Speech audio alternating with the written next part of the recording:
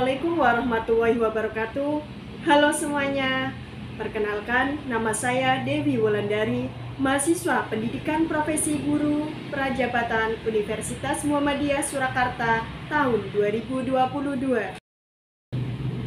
Pada kesempatan hari ini, saya akan memaparkan tugas topik 2 mata kuliah Filosofi Pendidikan Indonesia tentang pokok-pokok pikiran Ki Hajar Dewantoro dan bagaimana cara mengimplementasikannya di sekolah dasar.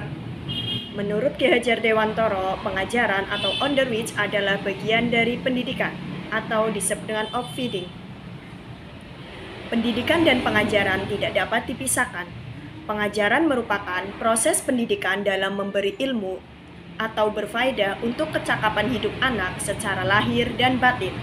Sedangkan pendidikan atau outfeeding memberi tuntunan terhadap segala kekuatan kodrat yang dimiliki anak agar ia mampu mencapai keselamatan dan kebahagiaan yang setinggi-tingginya, baik sebagai seorang manusia maupun sebagai anggota di masyarakat. Pokok-pokok pikiran Ki Hajar Dewantoro. Yang pertama yaitu menuntun. Ki Hajar Dewantoro memberikan pemikirannya tentang dasar-dasar pendidikan. Menurut Ki Hajar Dewantoro, pendidikan bertujuan untuk menuntun segala kodrat yang ada pada anak-anak agar mereka dapat mencapai keselamatan dan kebahagiaan yang setinggi-tingginya.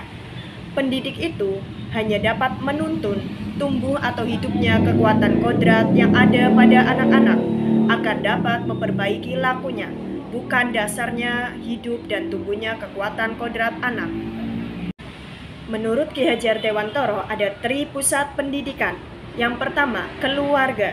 Yang kedua, sekolah. Yang ketiga, masyarakat. Yang pertama, lingkungan keluarga. Keluarga di sini contohnya adalah dari pihak orang tua. Orang tua dapat membentuk karakteristik pada anak. Yang kedua, lembaga atau sekolah. Sekolah memiliki peran penting seperti bagaimana guru itu mengajar dan bagaimana guru itu menuntun seorang peserta didik. Dan yang ketiga adalah di masyarakat. Masyarakat di sini contohnya perkumpulan pemuda, di mana kalau pemuda berkumpul maka pemikiran dapat berkembang. Yang kedua, mendidik anak harus sesuai dengan kodrat alam dan kodrat zaman. Kodrat alam berkaitan dengan sifat dan bentuk lingkungan di mana anak berada. Dalam memaknai kodrat alam, maka konteks lokal sosial budaya siswa di Indonesia yang menjadi sebuah esensi. Sedangkan kodrat zaman berkaitan dengan isi dan irama.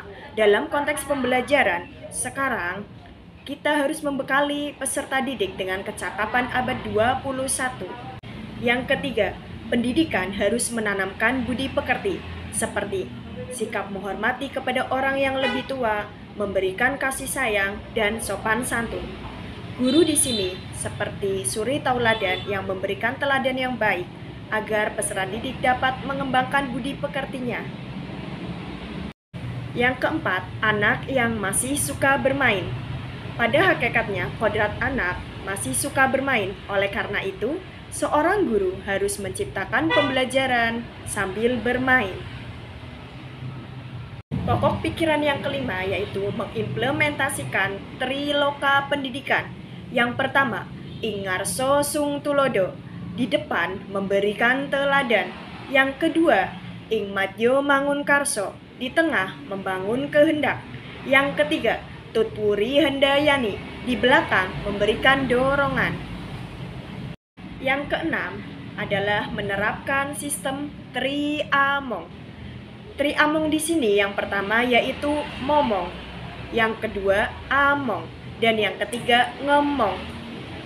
Momong artinya guru dapat merawat dengan penuh ketulusan dan penuh dengan kasih sayang. Yang kedua yaitu among. Diharapkan guru dapat memberikan contoh yang baik yang harus dilaksanakan dan contoh yang buruk harus dihindari oleh peserta didik. Yang ketiga yaitu ngemong. Ngemong adalah proses untuk mengamati, merawat, dan menjaga peserta didik agar dapat mampu mengembangkan dirinya serta bertanggung jawab dan dapat disiplin. Dari keenam pokok-pokok pemikiran yang disampaikan oleh Ki Hajar Dewantoro, kita sebagai calon guru dapat membuat strategi atau cara-cara untuk mengimplementasikan di sekolah dasar. Yang pertama, pendidikan harus berorientasi pada peserta didik atau student center. Jadi, peran guru di sini yaitu sebagai fasilitator, pembimbing, pemberi saran, dan pemberi rekomendasi kepada peserta didik agar peserta didik dapat terlibat aktif dalam proses pembelajaran. Yang kedua, kita sebagai guru harus selalu bergerak. Artinya, pendidikan tidak boleh statis, yaitu selalu mengikuti zamannya. Seperti sekarang ini, guru harus memiliki kecakapan abad 21 dan juga dapat membimbing peserta didiknya memiliki kecakapan tersebut. Yang ketiga, setelah mempelajari pemikiran Ki Hajar Dewantoro, saya sebagai calon guru harus memberikan tuntunan kepada peserta didik, yaitu agar guru bisa lebih sabar dan lebih ikhlas dalam mengajar peserta didik.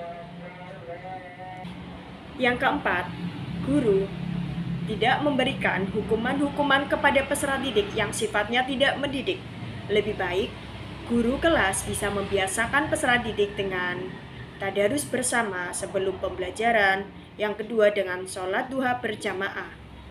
Lalu, yang kelima adalah sebagai guru harus mengenali lebih dalam karakteristik masing-masing peserta didik dan latar belakang dari peserta didik tersebut. Seperti kita mengetahui dari keluarga atau dari lingkungan masyarakat dengan menjalin komunikasi yang baik kepada orang tua. Bisa juga dengan melakukan home visit atau kunjungan rumah. Selanjutnya yang keenam yaitu memberikan pembelajaran yang menyenangkan bagi siswa melalui pemilihan strategi, model, media yang bervariatif.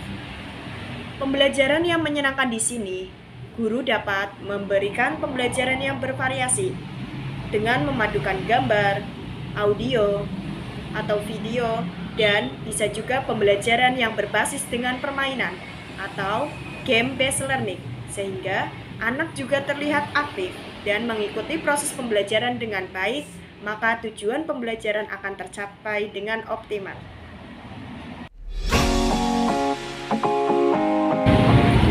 Sekian pemaparan pokok-pokok pemikiran Ki Hajar Dewantoro dan cara mengimplementasikannya di sekolah dasar dari saya. Terima kasih atas perhatiannya. Mohon maaf apabila dalam menyampaikan banyak kesalahan. Wassalamualaikum warahmatullahi wabarakatuh.